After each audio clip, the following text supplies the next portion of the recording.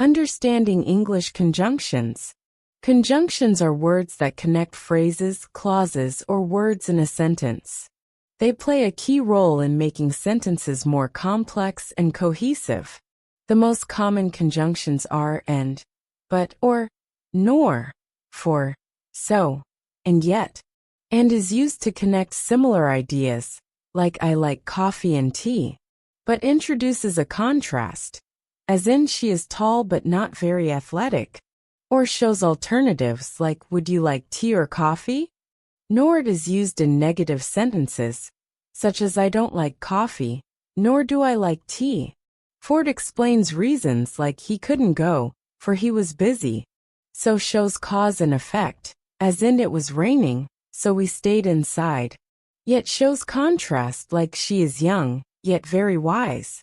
Learning how to use conjunctions correctly helps you connect ideas clearly and makes your English sound more fluent.